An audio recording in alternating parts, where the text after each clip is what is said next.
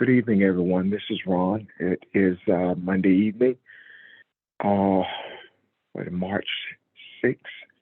So uh, we'll go ahead and get started with our session and see if we have any questions or questions we may have, questions and or comments.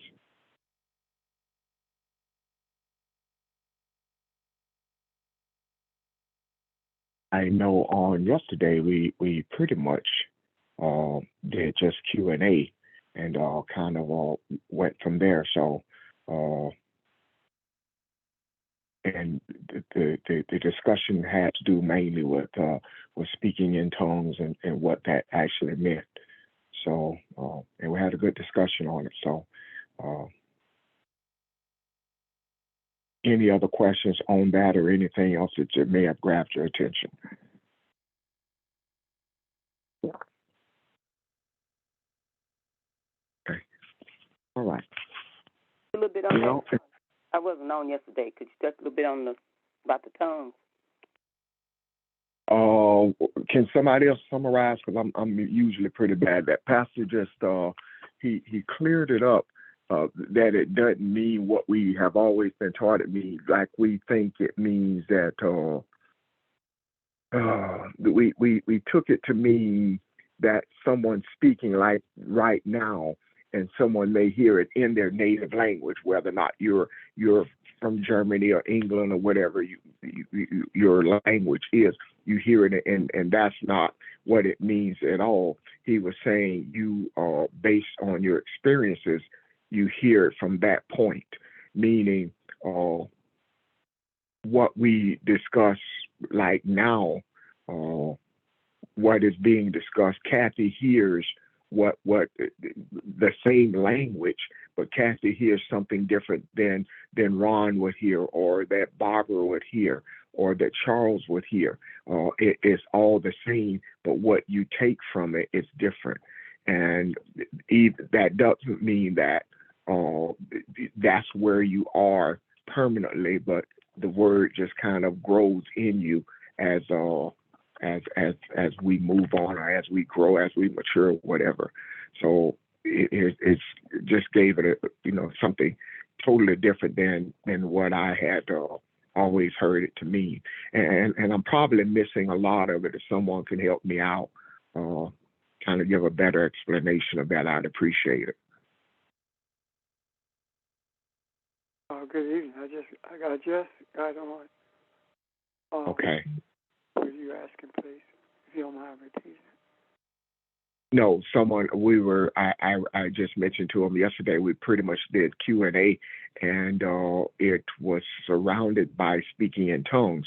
What that actually meant, and we had several little conversations that came from that. So someone asked me to sum it up, and I'm not very good at summing up stuff. And so that's what I was making an attempt to do anyway. Oh, okay. Would you please, sir? What had you already done? We talked about. Go ahead. Okay, go. Go ahead. Go ahead. I'm sorry. Go ahead. I asked the question. I know that part of the response yesterday was that this issue of speaking in tongues, people have the motivation. Some people have the motivation to use this to get money or to separate people. If you don't speak in tongues, then you're not spirit filled and stuff like that. And that a lot of our understanding of what speaking in tongues was given to us by people who didn't really know what speaking in tongues was. But we took it hook, line, and sinker. But basically, the thing that touched me yesterday was the fact that people use this to manipulate people, in a sense, in some settings where it's used.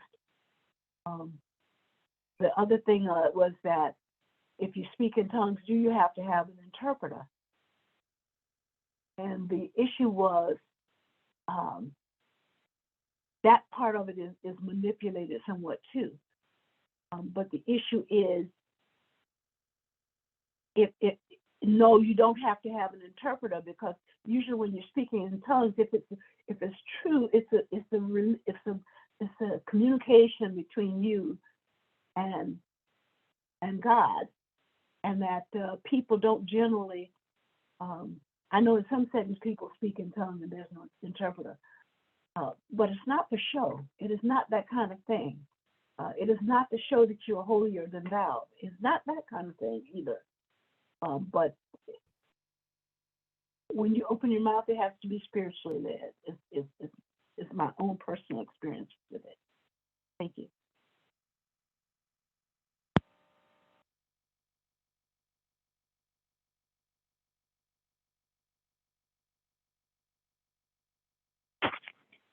Kathy, did that help? Yes.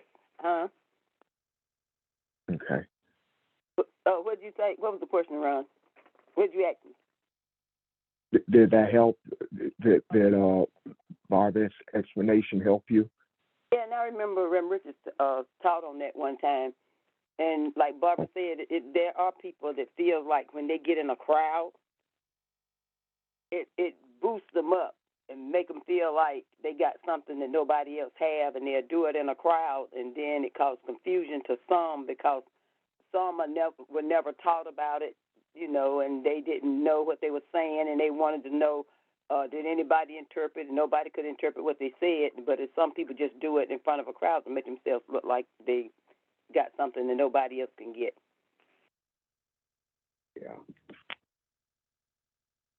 Yeah, I agree with you. And that's why I'm glad we're gathering together for purposes like this to understand truth. I think we don't, because it's something we don't readily see just yet physically, we don't know what it means to put these things out in the macro, and to understand how important it is, the spiritual ramifications of it. So, but thank you. Is there anyone else? Doesn't have to be that subject. Is there anything else that grab your attention?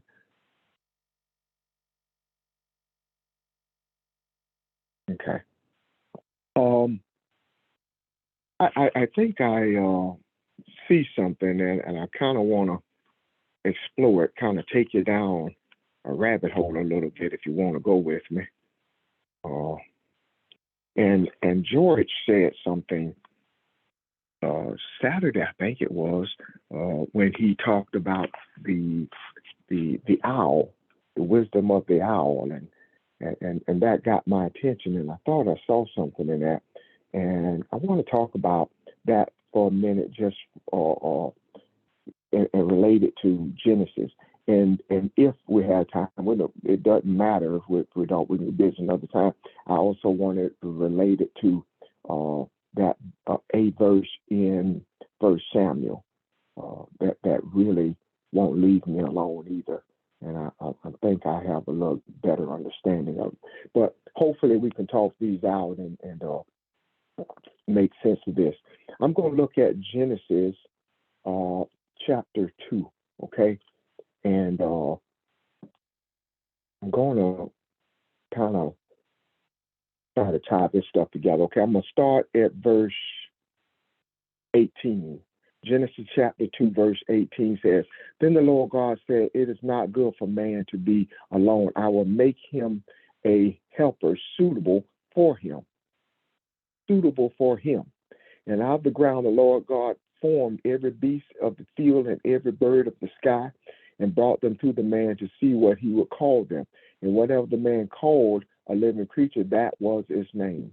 And the man gave names to all the cattle and to all the birds in the sky and to every beast of the field. But for Adam, there was not a helper suitable for him. Okay.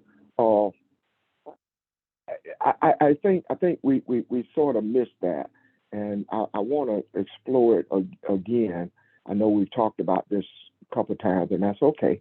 Uh, I think that is saying more than just him naming the animals, and we already know that part, I guess. But I think what I miss anyway is the Bible is full of descriptions of animals, and we miss that. If this is internal, and these animals are the energies of who we are, what man is and what man is capable of, couldn't this be that God was showing him what he's capable of, who he is, and how to balance himself? So and I got a couple of examples I wanted to,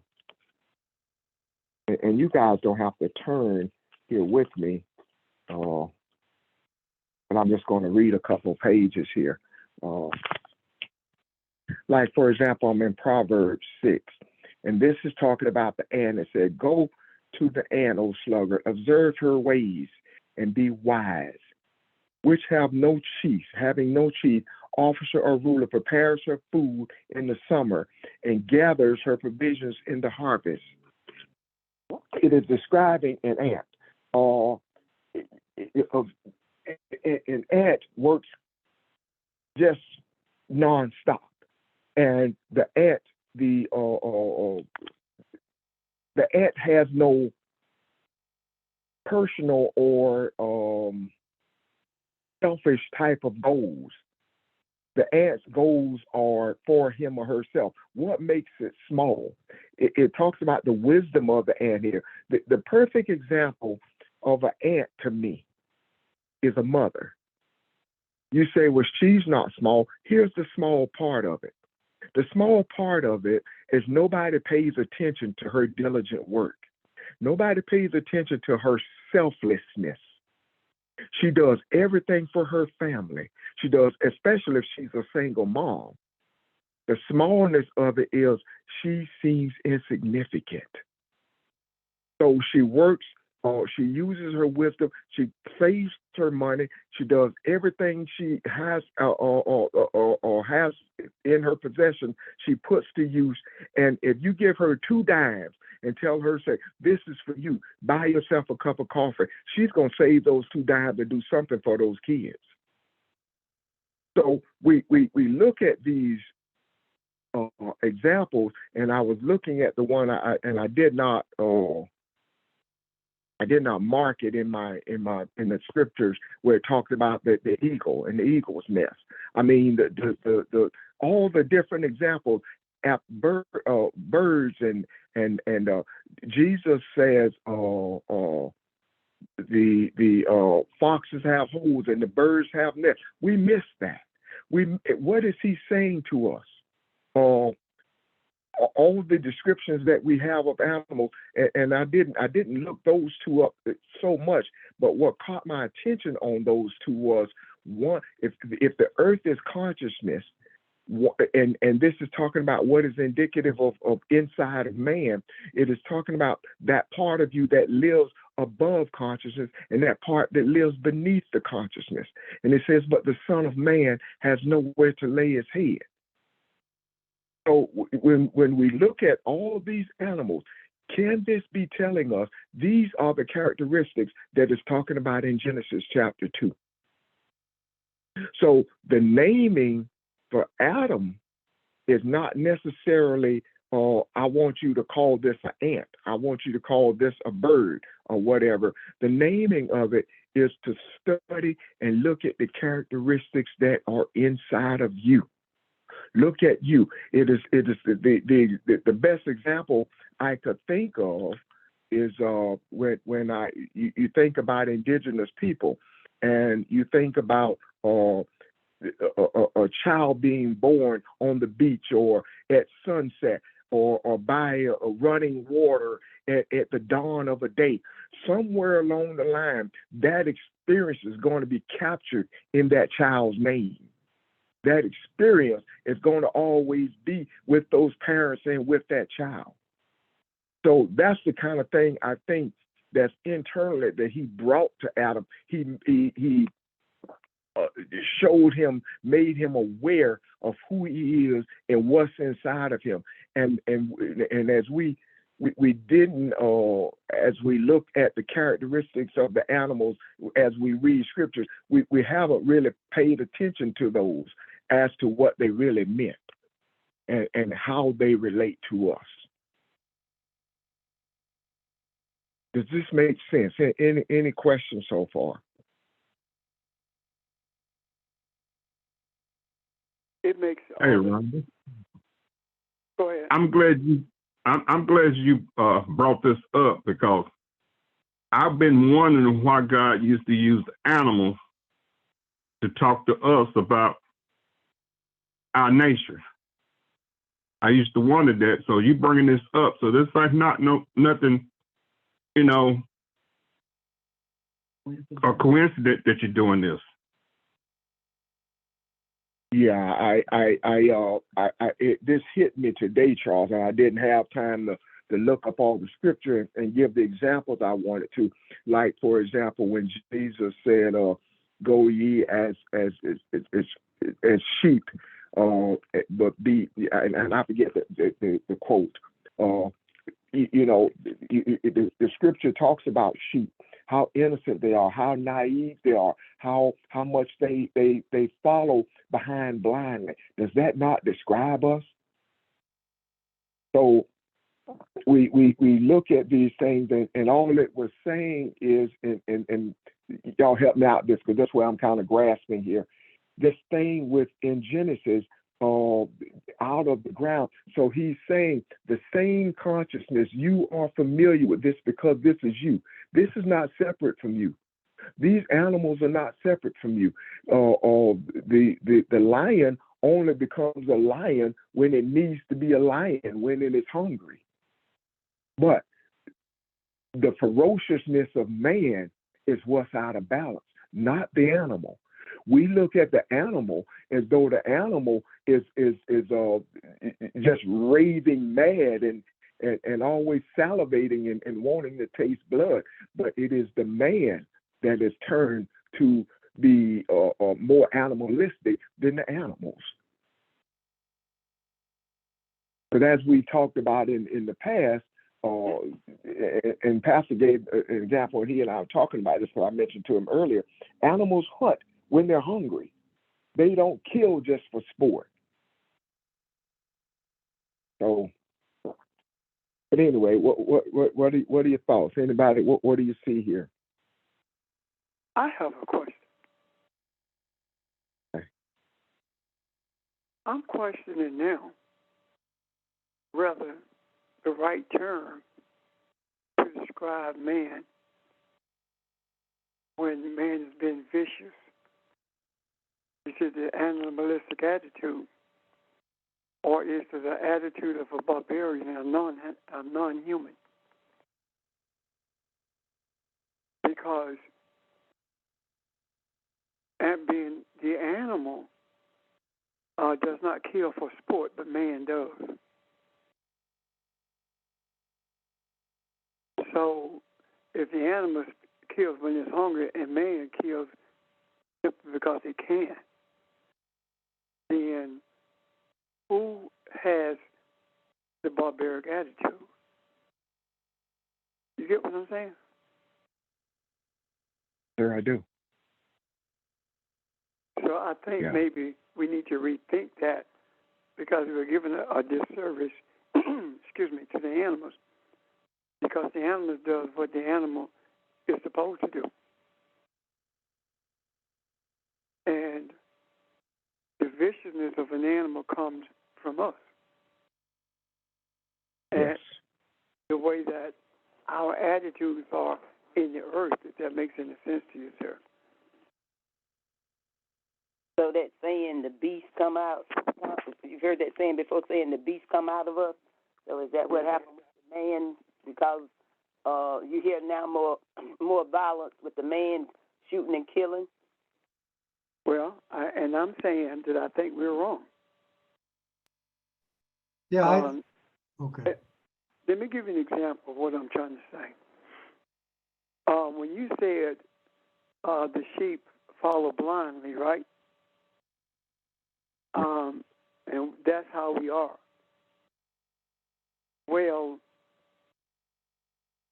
first of all, let's look at what we have been told, and we still embrace it. It seems very simple and benign, but it is an example of how blind we are.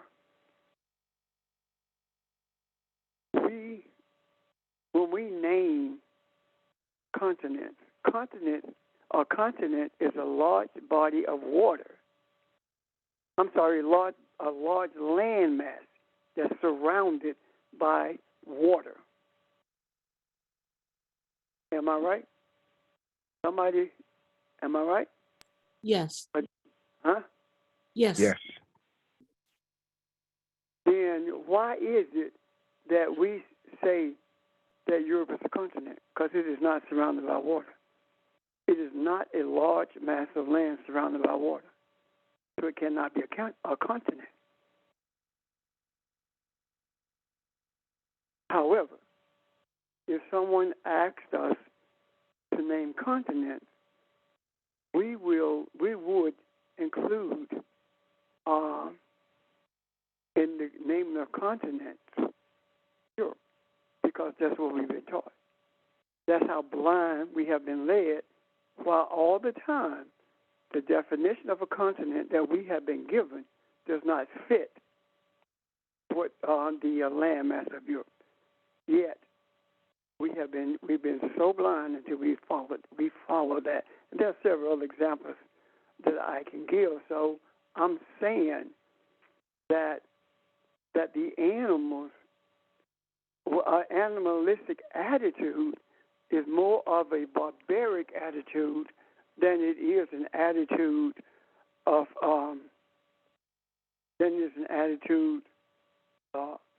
being animalistic. That's all I'm saying.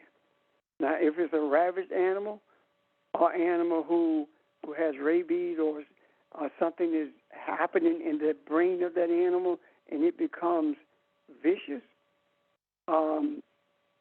that's barbaric, or is it animalistic?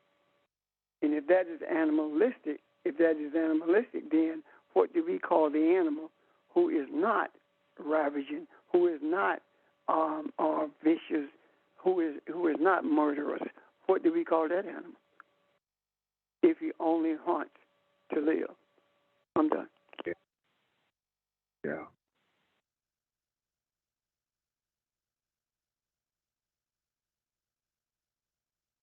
Questions or comments, y'all? This making sense to you?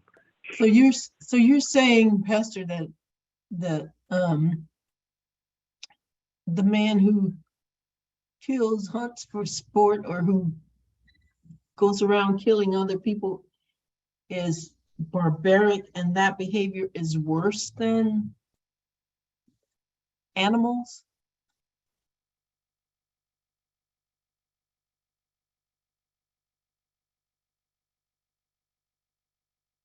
Oh, I'm sorry, I was on mute. Yes, I am.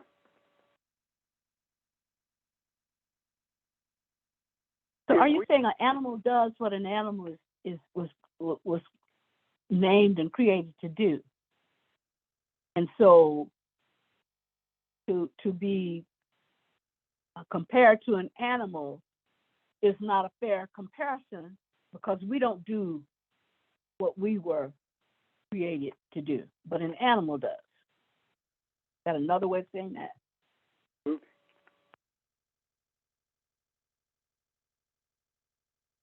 Audrey just answer your question.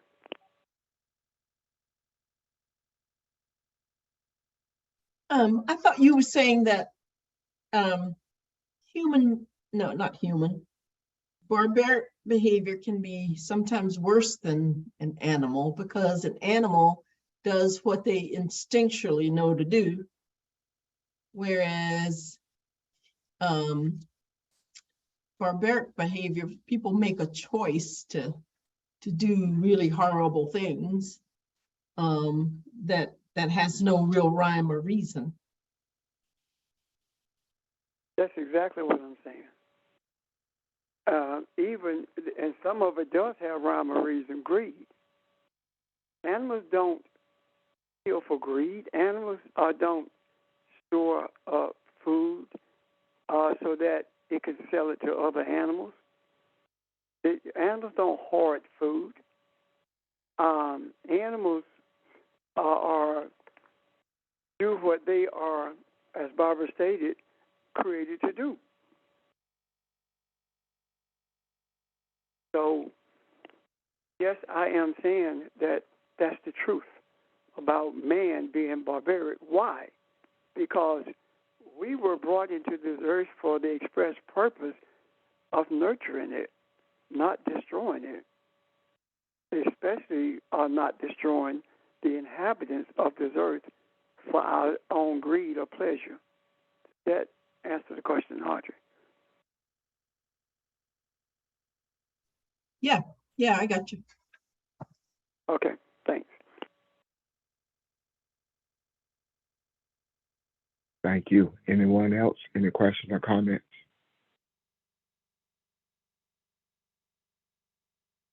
So again, the naming is not just I'm setting the character. I'm making it is me making a lion or a goat. Is I'm observing these energies that are in me, I am greatly aware of who I am. I see these things in me, and I know what I am capable of doing. Not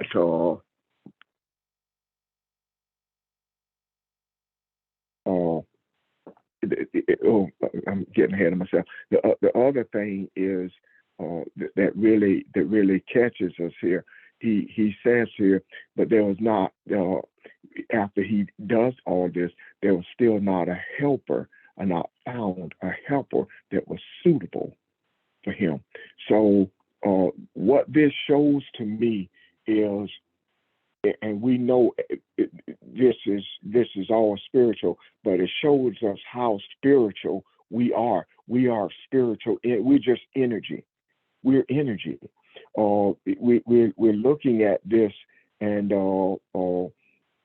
you know how we've looked at it all of our lives as a religious way of seeing this, but and seeing this as a man who's grappling to find himself and find a mate for himself. But this is far more than that. This is these are talking about the energy in you that are used to bring balance to the earth, to that can create and be show yourself that you too are Elohim. So this is more than just me naming this, because keep in mind, at this point, he's seeing masculinity and femininity. He's seeing both. So he has, before he's been put to sleep, he has an idea of what balance looks like. Okay?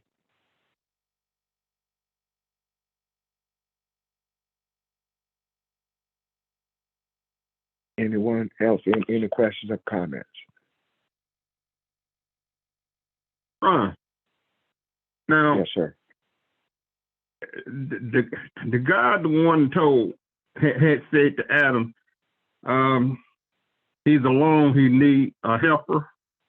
Now, why did man didn't ask God to give him a helper, but the man didn't see himself being by himself or alone? Did he see himself as being alone? And somebody can help me with this answer. Thank you, Charles. We have always seen this as we read it, Charles, as a story. This happened, then A happened, then B happened, then C happens, and I don't see it like that any longer. it's not like a man who lived in a place in the forest or in this country and he did not recognize that he was alone and all he had surrounded around him was animals. This is an if you will, this man represents the entire universe. This is the whole universe that we're describing here. This world that he has, all of this stuff that is in, all of these energies that are in him, all of this is a spiritual thing. So this is not about time. It's not like a sequential story the way we see time, the way we would put this together. And please, somebody help me make that make more sense, I guess, because it.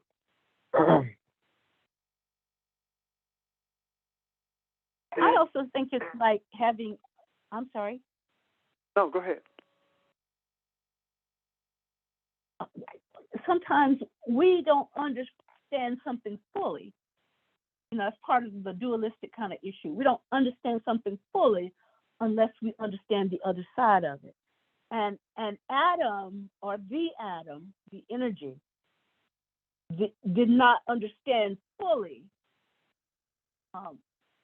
until it started naming the characters of the animals. So I believe as it worked through this process of naming the various animals and the characters they were, that it did begin to have some kind of inclination that, well, this one does this one does this one does this, but there's not one, you know, as the creator said, there's not one that would be like the man. There's not one that was enough like the man to be the one that the creator was talking about. So I think in just having that comparison, them and me began to sort of twirl around in his mind in a sense.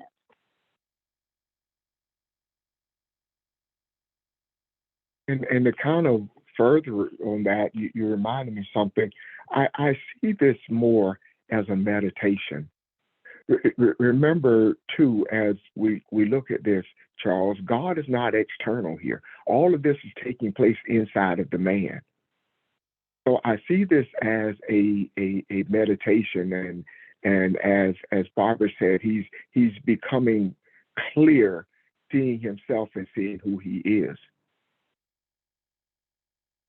So it reads as though this takes place in an instant, but I see this as him recognizing the energies or components that are inside of him, and as the Bible was saying, really how to bring balance to himself, how to better understand who he is.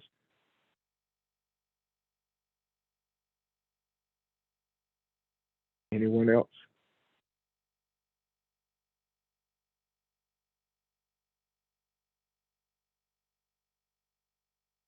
Charles, did we do okay?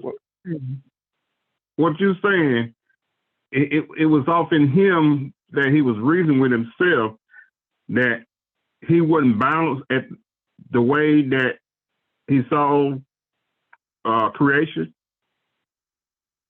that he needed that balance of that female Charles, to make him balance. Charles, this is Barbara. In Genesis, it talked about God creating the man in his image. In the image of God, he created him, male and female.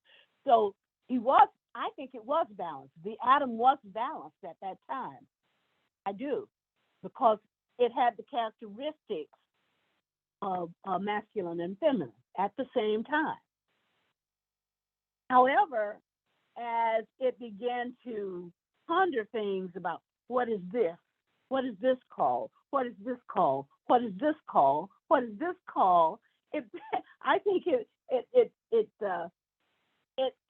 began to perceive that it had my word only, a lack, because it could see outside of itself characters of everyone else, of all the other animals. But it was the combined character of the feminine and the masculine when it was created. I don't know if that resonates or not, but anyway.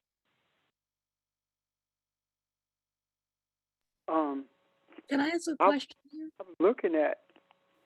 Go ahead. Now, let me say this before we go in another direction. I was looking at that, and the word alone does not appear at all.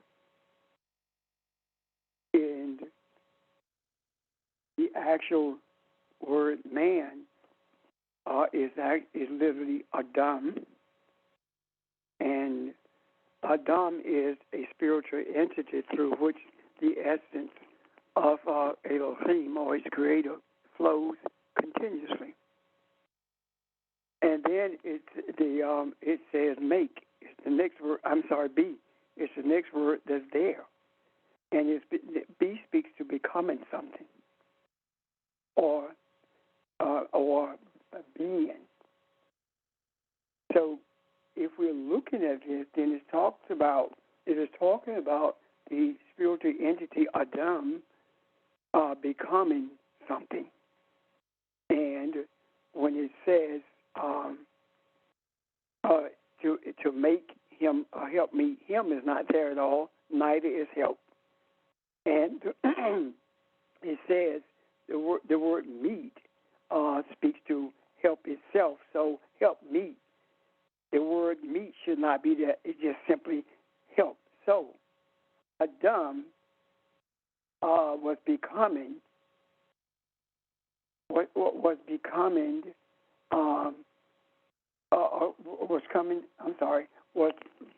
an entity that could reproduce, and in doing so, he needed help, or it needed help, and when it needed help, speaks to the idea of the help coming from within. How does that help come from within? The help comes from within when that entity realizes that what gives it the ability to reproduce, and that entity is realizing that it is feminine energy that gives it the ability to reproduce. So this has nothing to do with loneliness, as is with us. That's a totally mistranslation of it. It is speaking to the whole concept of reproducing. It is speaking to the whole concept of the unicity between masculine and feminine energy. But more importantly than that, it is speaking of the necessity of masculine and feminine energy becoming one with each other, so it can be an entity with the ability to reproduce. Does that make sense? Yes.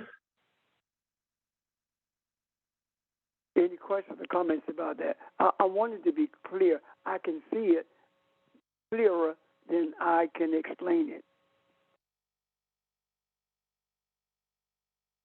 So if someone would like to repeat that or make an effort to or something so I can see if we are seeing this clearly, or is that too much to ask? I could not repeat it, but I understood what you said.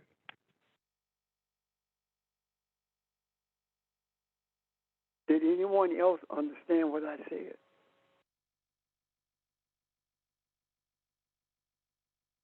I guess you didn't, so I'm going to do it again. I'm still pondering. I'm going to do it again. What I'm saying is that the words that we are using in this particular verse, these words are not in the original text. And what we always find out is that these words were added for clarity that cannot be true. If it says help meet, and meet in the Hebrew was already help, translated as meet. So it was not there for clarity, it was there for confusion. Because the men who translated it was making it mean what they wanted it to mean, as opposed to what was written there. Now, let's do it again. This entity was brought into existence by Elohim. And when this entity was brought into existence by Elohim, this entity was not totally aware of its abilities. And what happened is this entity was made aware that it needed help in reproducing, and it was shown what part of it was the help that was needed for reproduction. If I can put it in earthly terms, what happened is this man was shown that it was going to need a womb to reproduce. This masculine energy was being shown that you will not be able to bring anything into this earth realm. You will not be able to accomplish anything. You will not be able to birth anything unless the two of you are together, unless you are one with each other. So if you are two separate things and you remain that way, you can't reproduce. You have to come together as one. Does that make sense? Or is it clearer? Clearer. Yes. Now I need some more clarification. Oh, this is good. So in Genesis 1:27, when he talked about creating man in his image, and in the image of God he created him, male and female.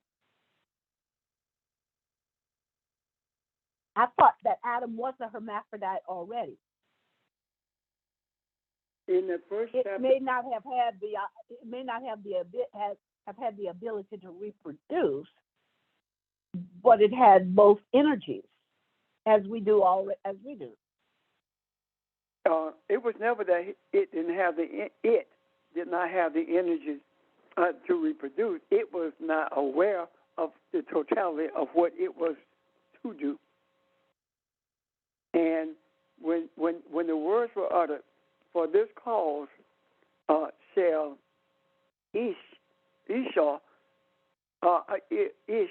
leave its father and mother, leave a womb, and cling to, become one with Esau.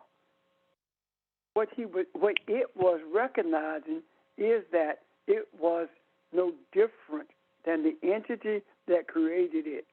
So a womb has created it for what purpose? For the purpose of being an entity that could reproduce as it could. And the whole design from the beginning was that it would be made physical.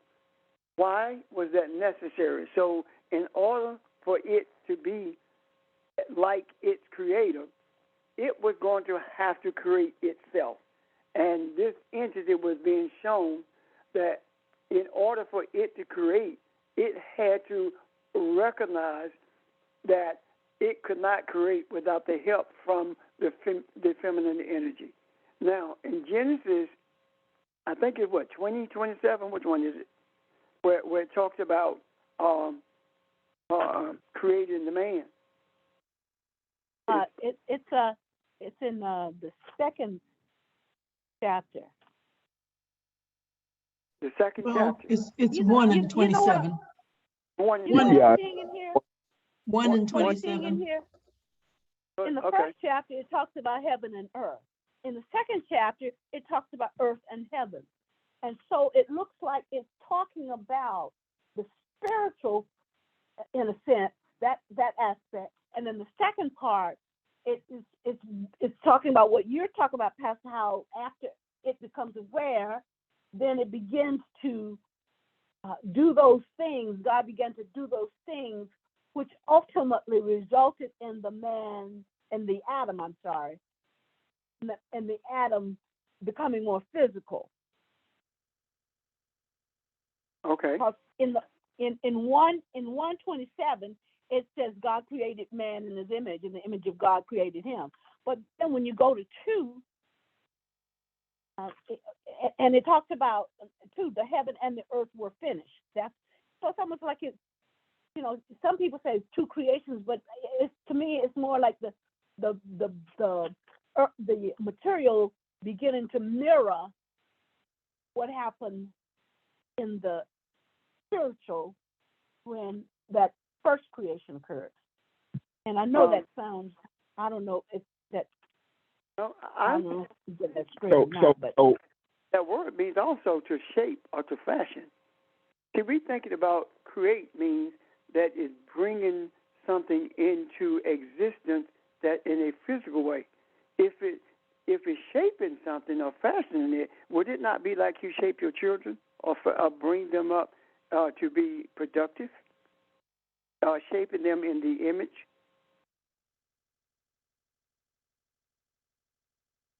So I do not see 2 creations there either, Barb. What I see there is what I would call it, for lack of another term at the moment, is this. It becomes a blueprint telling you what's going to be physical. Yes. Okay? Yeah. Yes. Exactly. Yeah. That's what I saw too, Reb. Okay.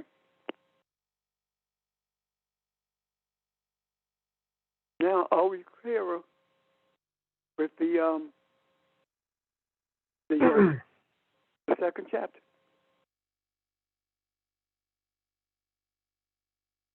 I am when I can perceive it that way.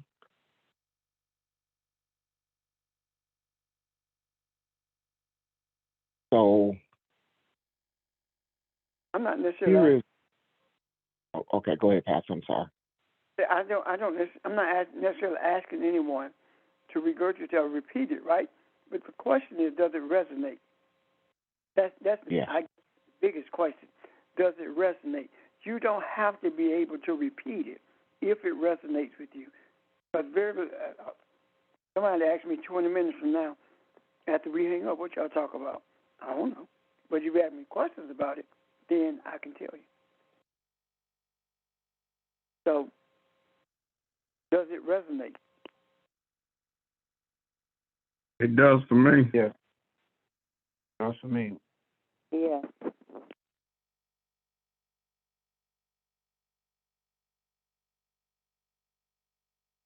Okay. Thanks.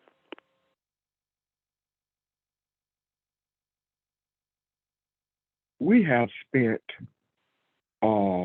at least the last year, our eyes have been opened to the true essence of feminine energy and what it looks like in the scriptures, and it put us on a whole different place. Is that not the same creation story? That many years ago, there was an awakening in this guy named Ron, and he had many thoughts in that awakening. That's being among the trees, and these thoughts put him on a journey, and the journey, if you will, led him inside of himself, because he first started looking externally for answers and found none. And the internal journey led him actually to find familiar voices within himself. And the familiar voices within him turn out to be uh, you know, the people on this phone. And when he saw the life that he was, and how to separate that from the life that he had built for himself, he that's when it was revealed that you need a helper. You don't know who you are femininely, that feminine side, and how to reproduce. And is that not the same journey that we have been on? Looks like it to me. I agree. I agree. Like it to me. Oh, and Vermeer Yeah. was saying something, Ron, earlier, or his question earlier. Okay. Yeah, I see that, Ron. Okay. Yeah. Vermeer? Yes. Now, if you take 3x plus 1 and set it greater than or equal to 0.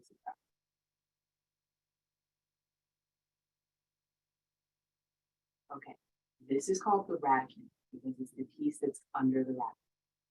You have to take that and set it as greater than or equal to 0 to find the limits for your domain so that you can know what to test. So when you solve this, what would you do? Hello? Does someone have a question? I had one, Ron. It's back when Miss Barbara was talking about trying to explain what Adam was doing. And I want to ask if I'm on this right. As he was naming the animals, these were concepts within himself. And as he saw them coming into physical being, When you test he asked for a helper mate because he wanted a physical. and what the domain. Hold on for a second, Vermeer. Would you mute your phones, please? That's Go each ahead. in the background talking. I'm sorry. Okay.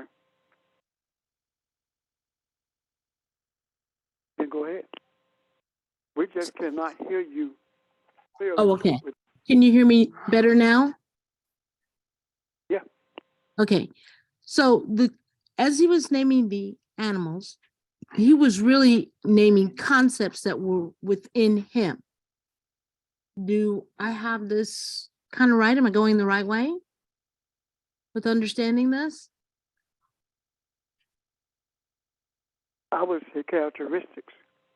Characteristics, okay, of himself. Of itself, yes, meaning all of us. Itself, yes, all of us. And he saw, and it saw that it wanted a helpmate just as each of the characteristics have one. I'm not explaining what.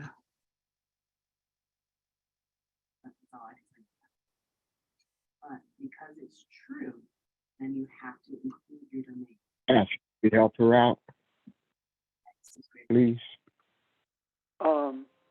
There was no characteristic around it that it saw within itself that made it feel as though it could do or be what its creator was.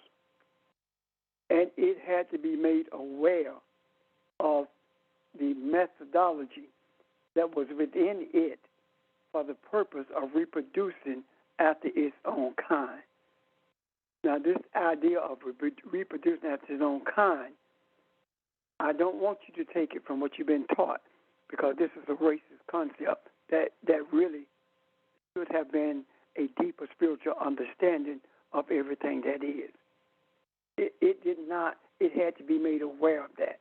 Now, if it were not made aware of its ability to reproduce, we, in our search to understand who we are, we never would have found it, because we would not be aware that the spiritual womb is what produces understanding from the wisdom of our creation. Does that make sense? Yes, And this is what makes the whole concept of Christianity null and void. Because Christianity has not become aware of the spiritual womb that reproduces so it can reproduce after its kind. The reproducing after its kind spiritually means that you have an obligation as you find out who you are to share that with others. Put it in the macro, put it in the space of the spiritual. And when we talk about putting it in the macro, we said 1,000 times, putting it in the space of the spiritual. You cannot speak without spirit. We call it, you can't speak without air. The physical speech is based upon our vocal cords. The spirituality of speech is the air, the breath that the words are carried on. So it had to be made aware of all of these things in order for us to this day to become aware of it. Does that make sense? So far, yes. Real quick. If you take the radical. Okay. Now, with that making sense, then where we are at this moment, we have been made aware that we are more than a man or a woman. We've been made aware of that. And now that we are aware of that, we put it in the spiritual by virtue of putting it in what we call the macro, same principle, okay? We are birthing something every time we speak. If you raise a question, that's a seed. And that seed reaches gestation when the answer comes. That is producing something. That is birthing something. There are so many who do not understand that principle. And the reason they don't is because of selfishness and greed. Men are in control of everything, and women can't speak. And if that feminine energy is shut up, that means that the spiritual womb is barren. It does not have the ability to produce. It does not have the ability to birth anything. That spiritual womb is barren, and this idea of male domination draws more feminine energy in its direction because the feminine energy is searching for something that's going to birth into this earth realm, Elohim, or the understanding of the wisdom with which we were created. Yet, it doesn't happen because the one who is doing the quote-unquote preaching/teaching does not understand who it is. It only sees its physical essence. It does not have a clue about its spiritual essence because it has convinced itself that it cannot understand that until it is dead or exits this body and go to a non-existent location called heaven. That's where the confusion is. Does that make sense thus far? Yes. Anyone else? Does that make sense? Are you following what I'm making every effort to say, to explain?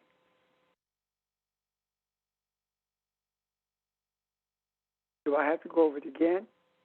Or is it clear enough? We are. Okay. Need to hear something. Because there's no point in us being on the phone teaching if there is no understanding. We have to have understanding. Otherwise, all we've been doing is talking. Does that make sense to you? Yes. Yes. So that's where I am with that. Or that's where we are with that, I hope. Anyway.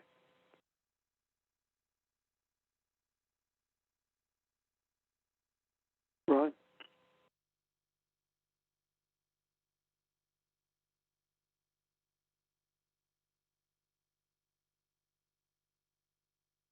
you're talking, Ron, you're on mute.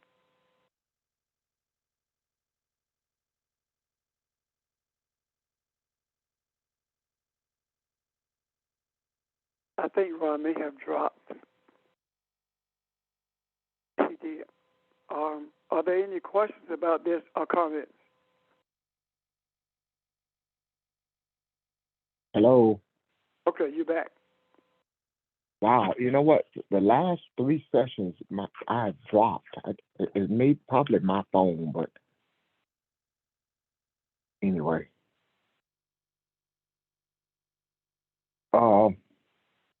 Yes, I'm back. No, I was asking. I asked the question. There was understanding, yes. So I called your name. Actually, Okay. giving it back to you. Yes, sir. Well, there is if that is understood, guys, there's another layer onto this, and this is what I really, really need help with. If you look at First Samuel, Wait a minute, chapter 1. Is that where I am? No, that's not it. Hold on. Sorry. First chapter of Isaiah. My bad. Got too many notes here. I apologize.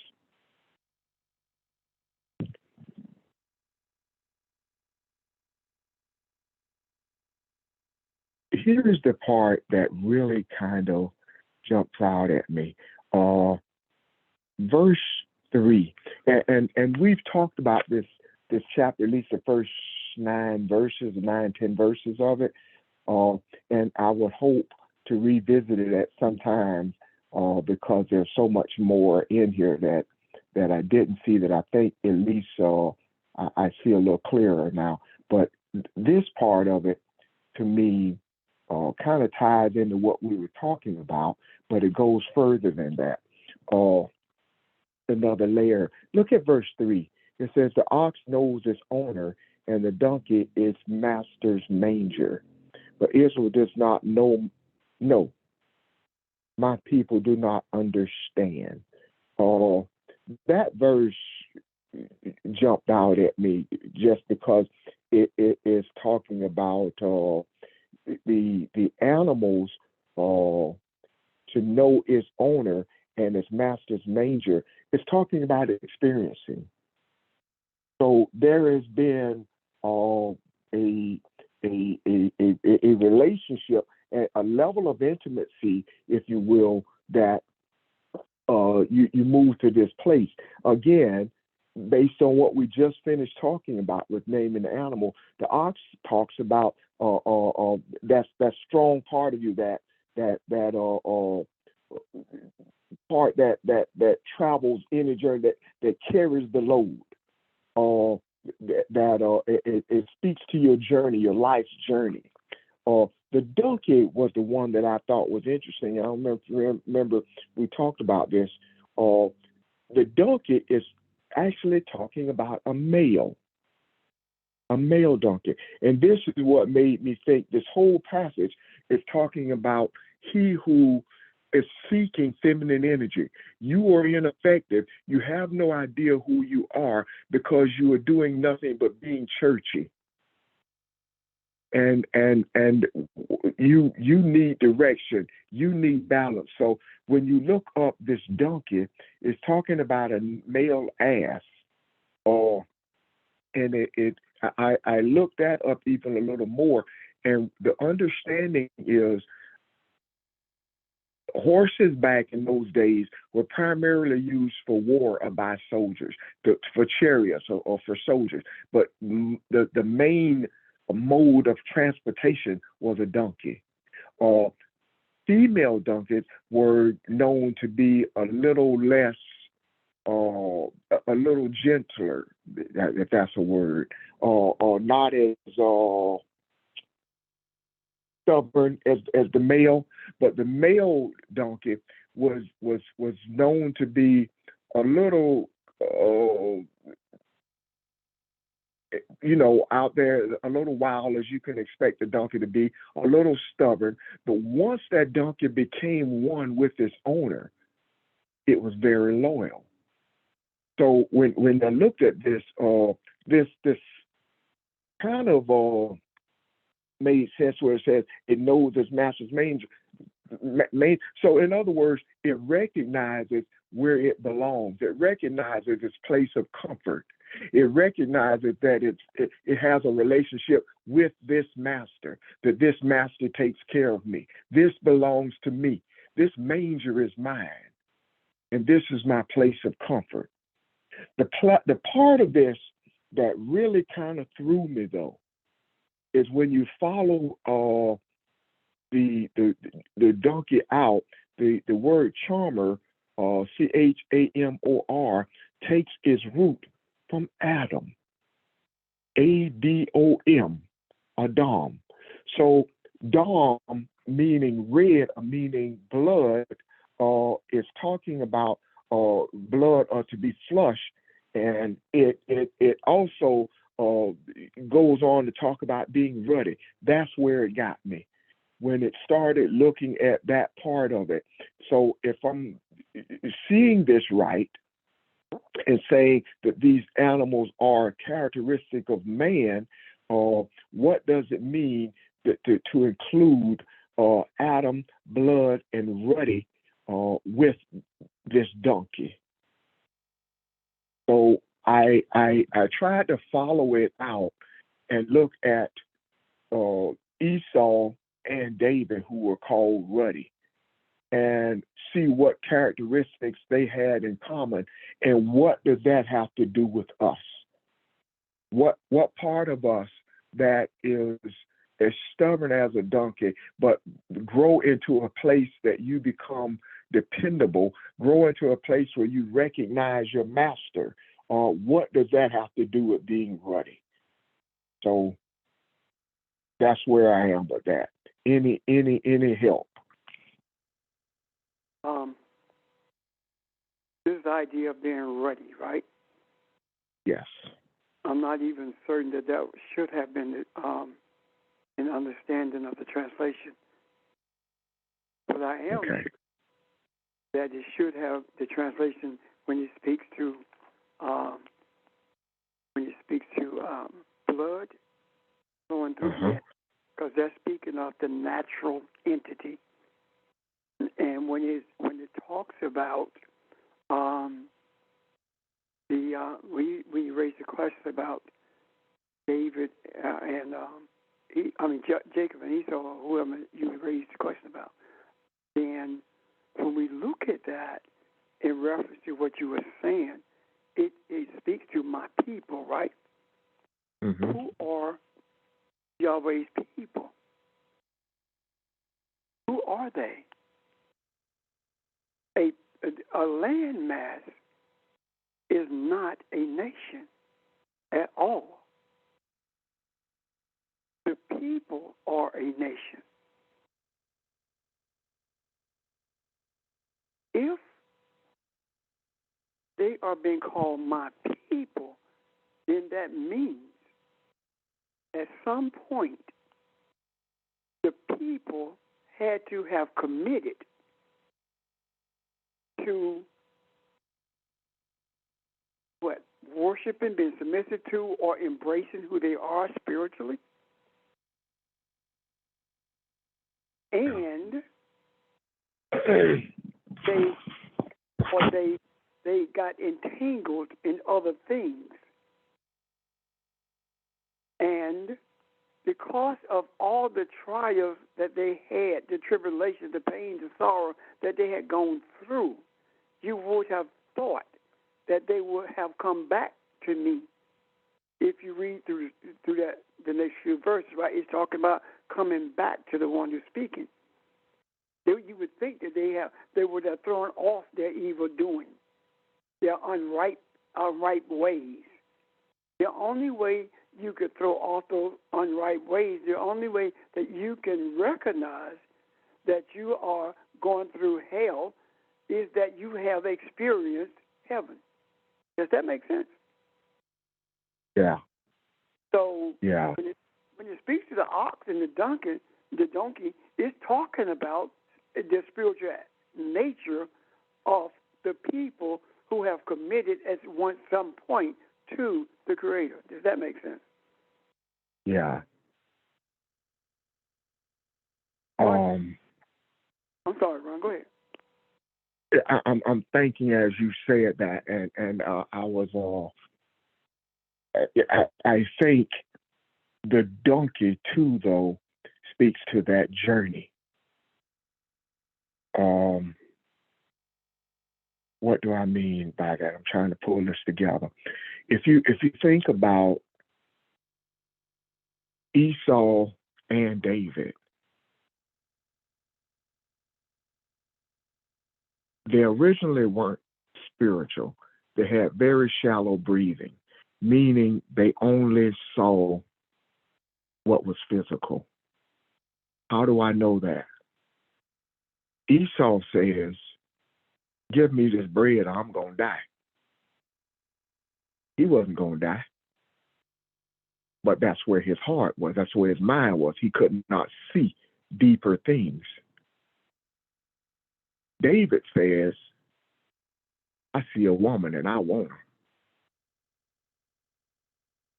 He could not see deeper things. So the journey is like the young donkey. You may start off rebellious.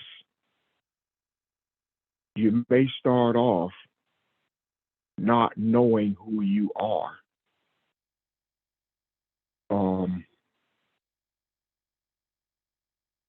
But what turns you, I don't know.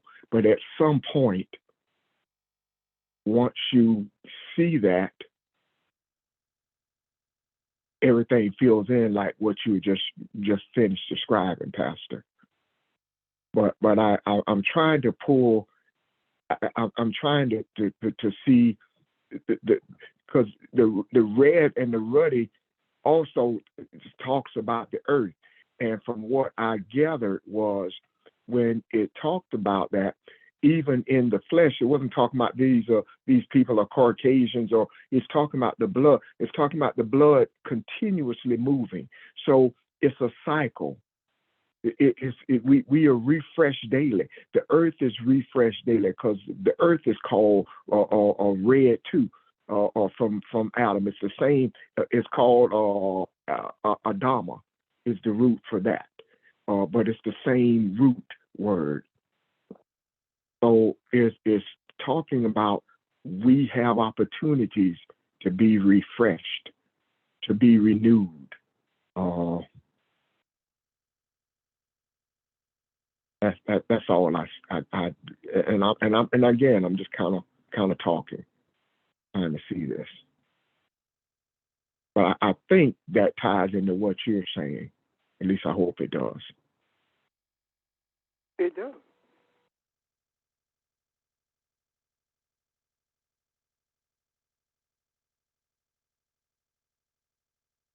Is there anyone else?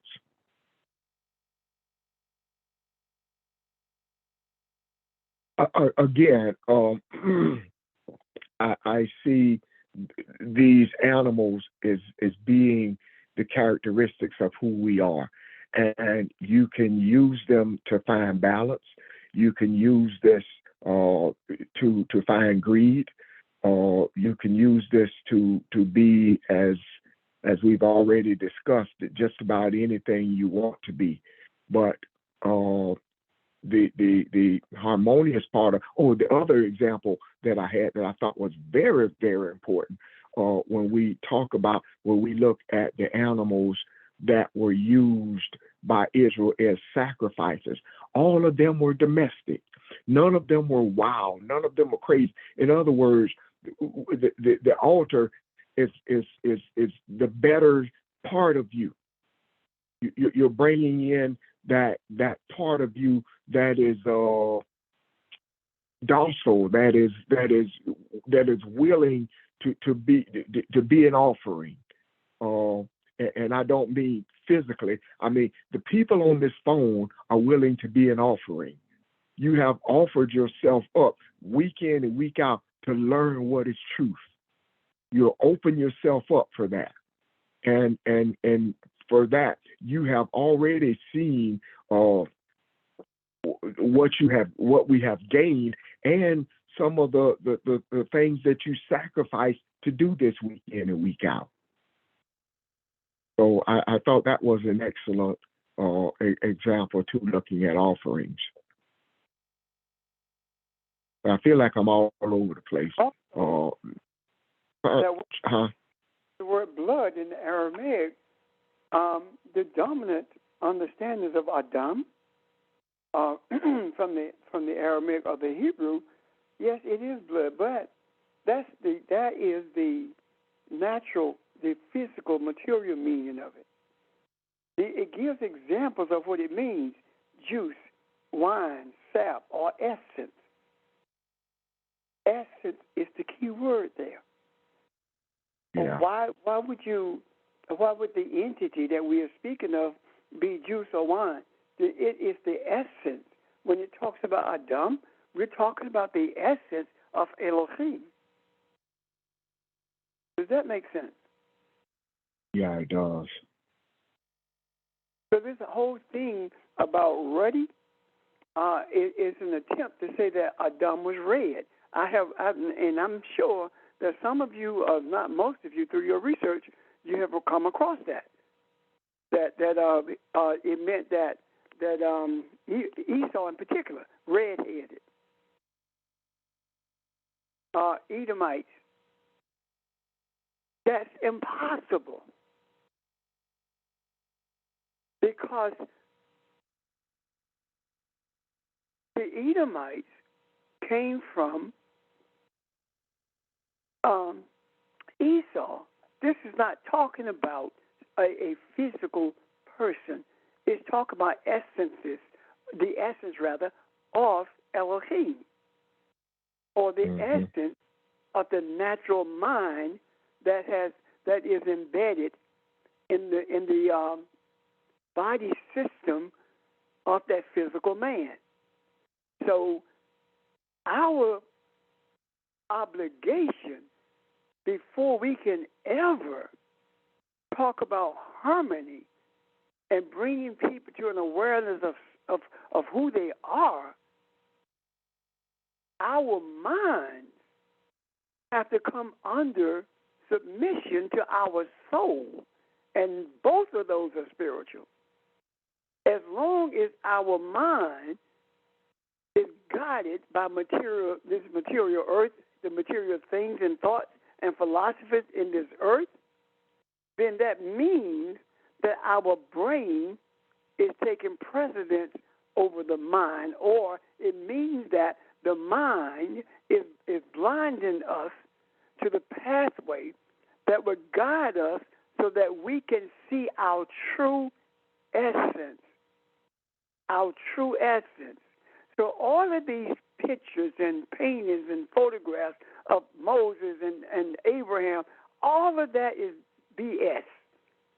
These are the essences, these are aspects of the Creator that we are made from, that we were created with. The material world is the unripened part of us. In order for us to be Elohim the way we were created to be, we have to be able to dominate the earth, meaning dominate your own consciousness so it does not take precedence over your spiritual essence.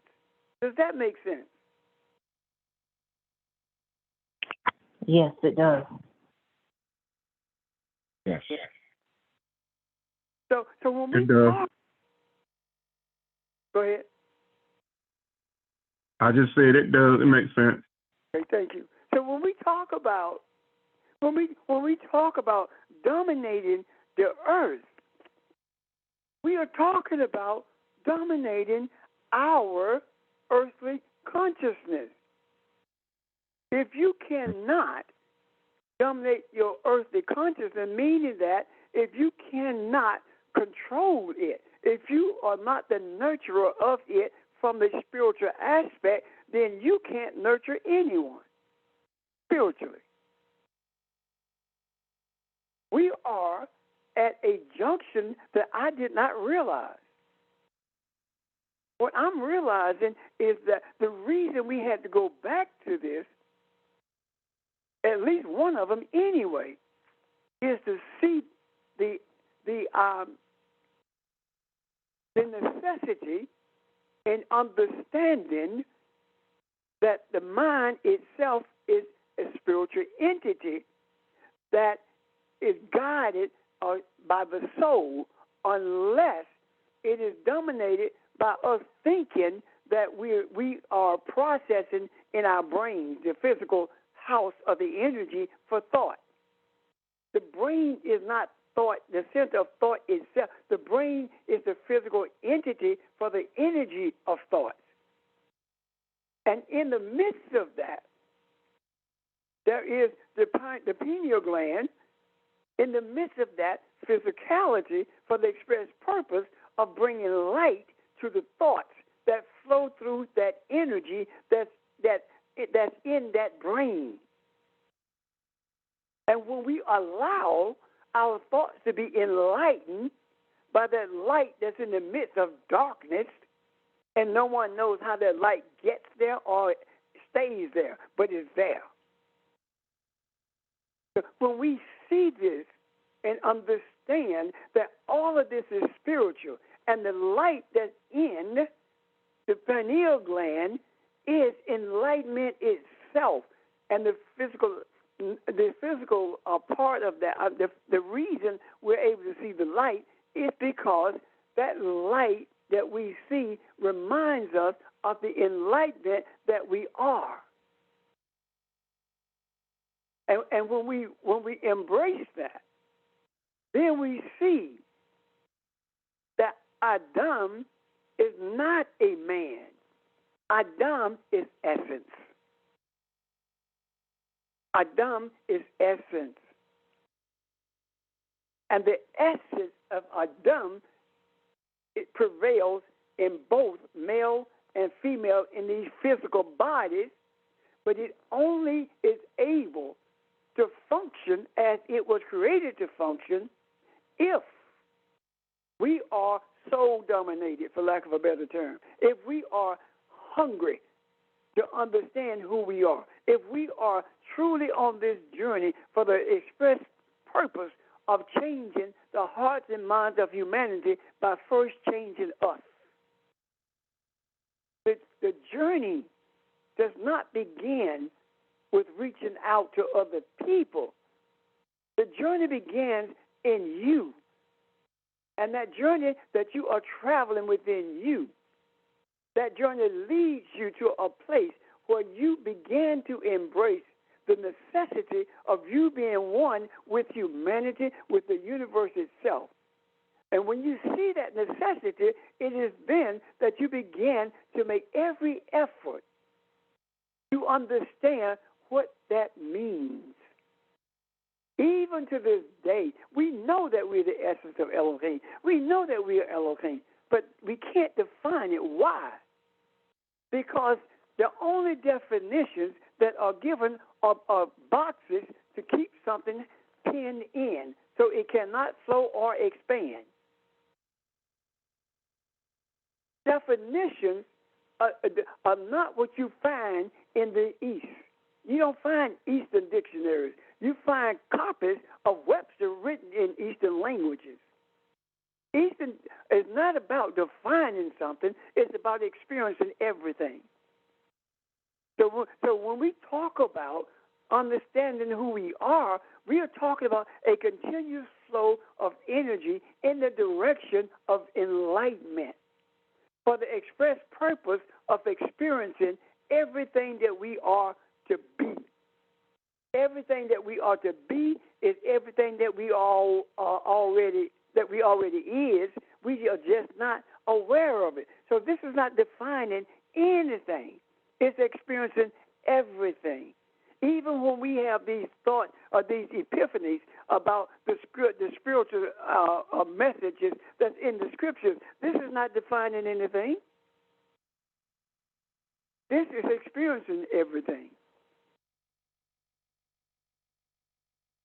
It's just as easy to define everything in the scripture as it is for you to define love. You experience it, but can you define it? You can express it, but can you define it? And everything is just like love, because Elohim is love. And if you can't define love, you can't define Elohim, but you can experience it. And that's what we are doing right now. And that's what we do when we talk about traveling this journey. We are traveling a journey within, but we are also traveling a journey together because our desires are the same. And that is what interlocks our essence, our spiritual essence is interlocked. It is a chain. It is a house that gives shelter to the enlightenment that we seek. It gives shelter to the ignorant or those who don't know who they are. They are sheltered in this house for the express purpose of giving them or showing them or showing how to experience what we are experiencing. There is absolutely nothing that our Creator is going to do to change anyone on this earth. We change ourselves. The scriptures do not change us. It teaches us how to change ourselves. And when we change ourselves, we become one with the essence of Elohim. And then we begin to see what Elohim sees. Because everything that's in Elohim is in us. So the only thing that blocks that is our natural education, our egotistical desires to know more than somebody else. This is not a debate. This is not an exercise in academia. This is an exercise in becoming aware of who we are. That's what it is. This is not the establishment or the justification for any religion, because all religions are devoid of what Elohim has put in us. Elohim does not give us do's and don'ts. Elohim gives us, through the word that's written, passageways to change ourselves, and shows us what happens if we don't. That's what the story of Jacob and Esau is about. It's about changing yourself. And if you don't, if you're more connected to the material world, then your desires are towards what you can gain materially, because you think that you never have enough. And when you think you never have enough, you are blind to the totality. Matter of fact, not the totality. You're blind to anything that is spiritual.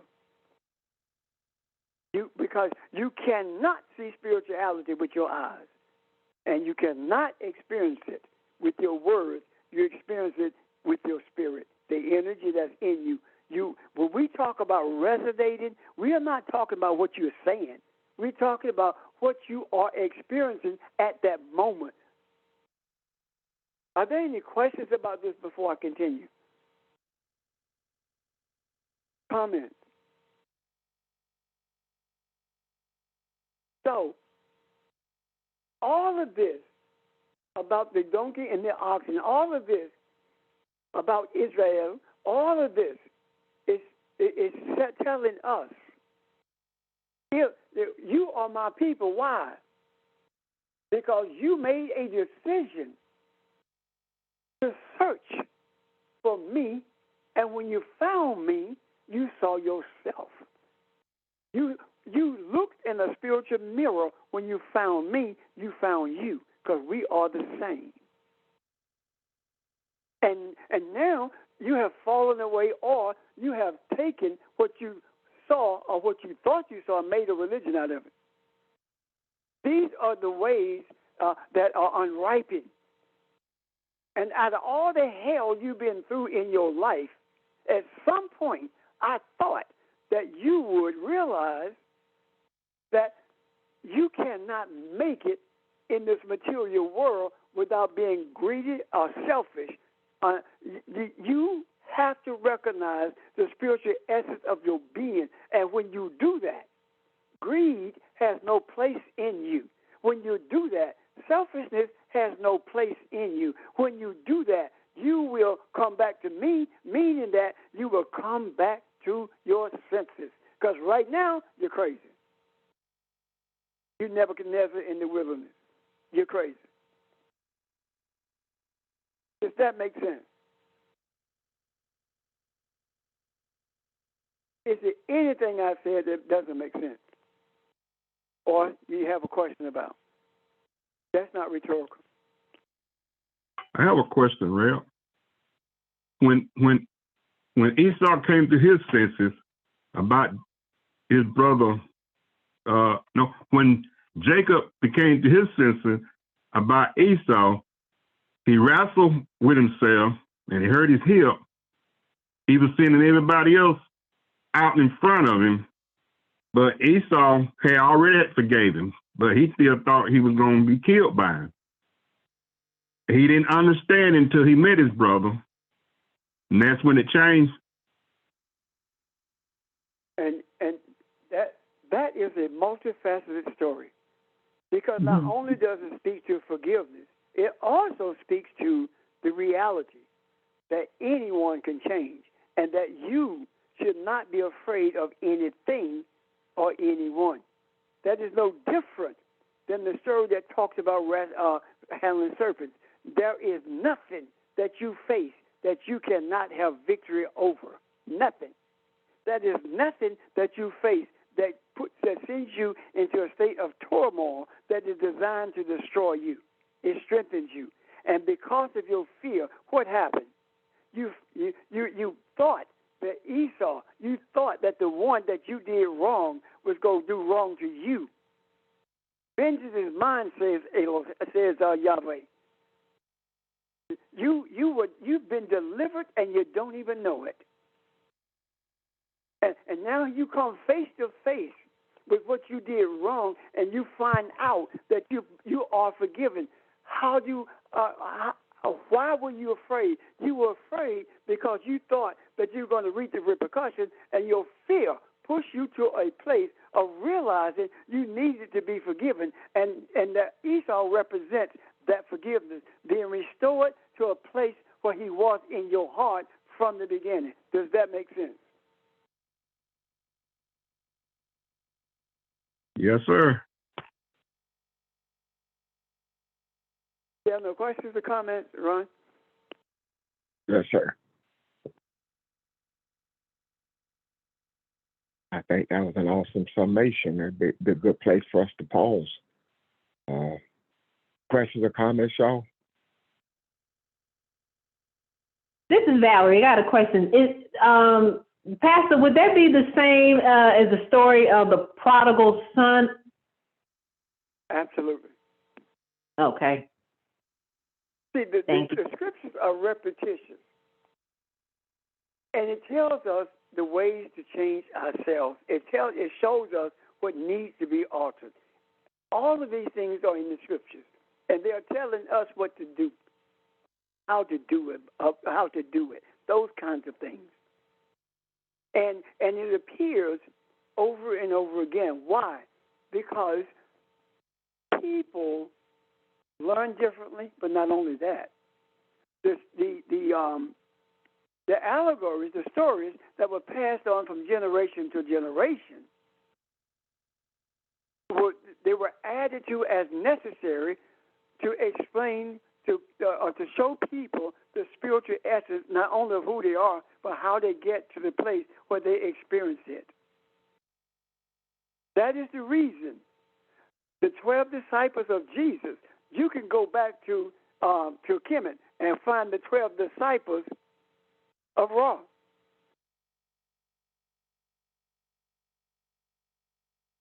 And the 12 disciples of Ra, this story, this allegory was written over 2,000 years before Jesus came into existence. So the stories are told over and over again.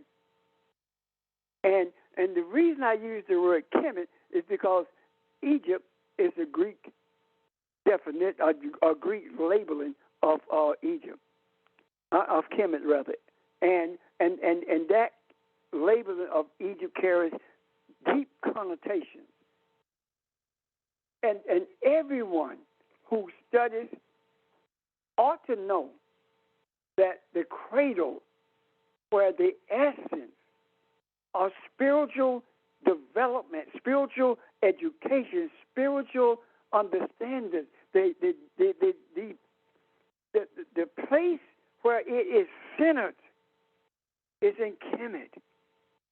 The roots of it is right there in Kemet. Why do I say that?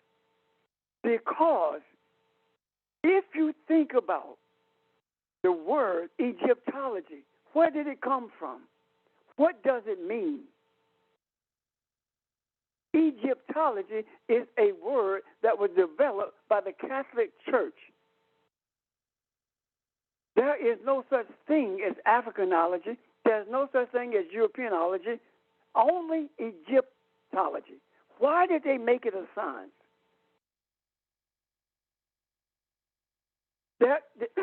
Why would you take a language, a culture, and make it a science when no other culture is a science? So that you can intensify and whet the palate of those who want to excavate the area so that you can take from it everything that you know you don't understand, yet and you do not want others to understand. The Catholic Church robbed Kemet of everything there. It was not only the Greeks. The Greeks' problem was they went there, they stole what they stole, but they didn't have a complete understanding of it, and then they created a chaotic world that by their philosophers, and here we are in the midst of hell itself because of a lack of understanding and because of racism. Egyptology is there in order to denigrate and to castigate the power of the spiritual knowledge of Kemet.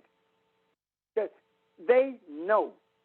Everyone who does any research knows that everything, medicine, geometry, all the sciences, the hydraulics, all of that came from Kemet.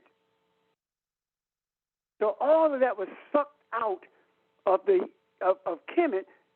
You call it a science, and you attribute that scientific understanding to the Greeks.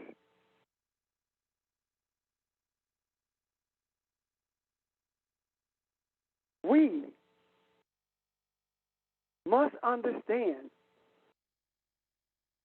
that we don't have to have what's hidden in the dungeons of the Vatican. The Vatican called it Egyptology. We don't have to have what they stole because we are what they stole. There is no difference than stealing from Egypt their spiritual understanding of everything that is, than stealing people from Africa who the essence of the understanding of spirituality. If it's not true, then we would not be the most spiritual people on this earth. We would not be able to forgive after everything that's happened. The stealing is the same way. We were stolen because the one who stole us didn't know jack about anything, and they needed our knowledge. They needed our wisdom in order for this country and other countries to be constructed. No different than what the Vatican stole out of Egypt, or of Kemet. I'm done.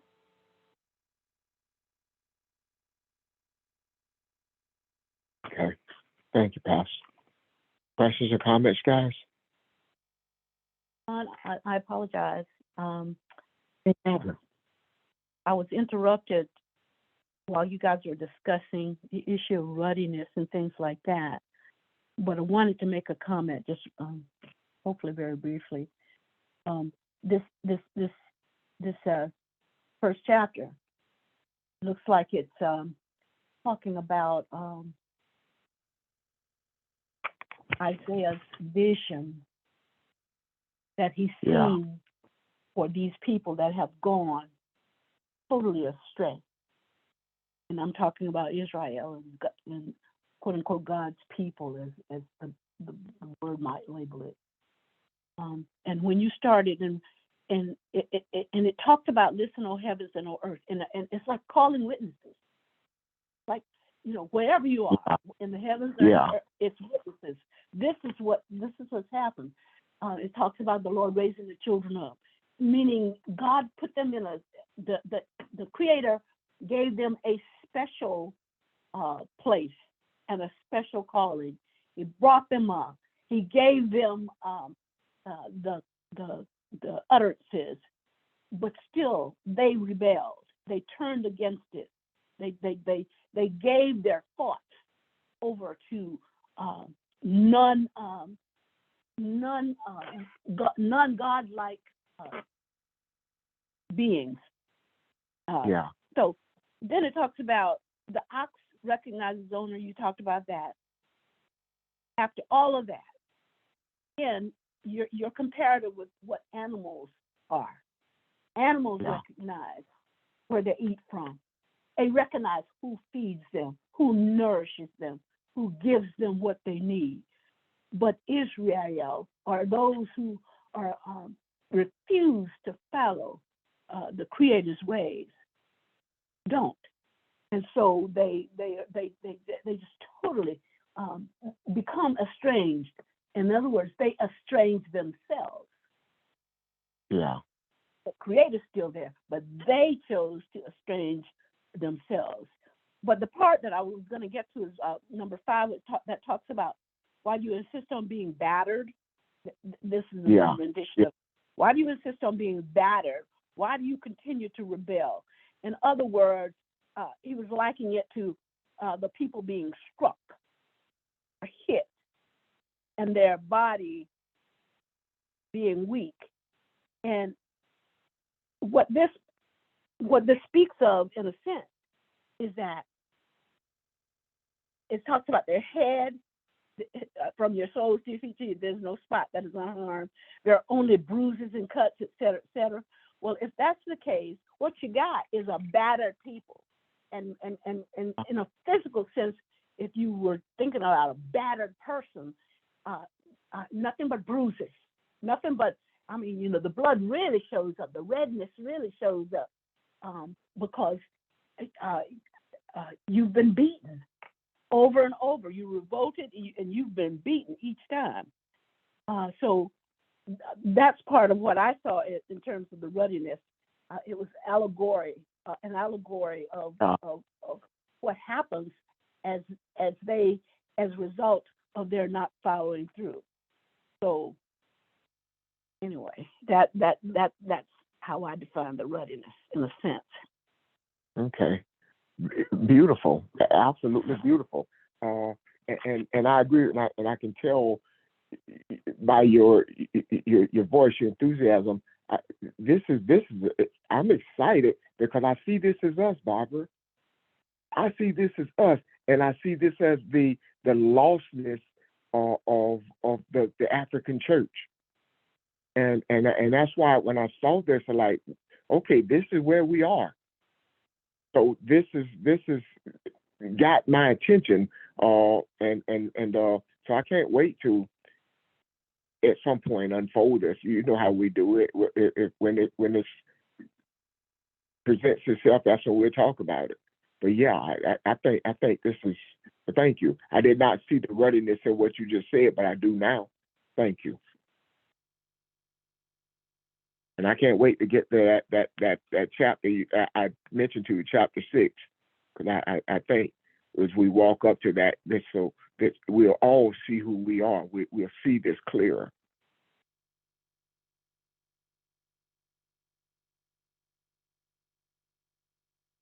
Anyone else? Questions or comments? Beautiful night. Beautiful night. I love this.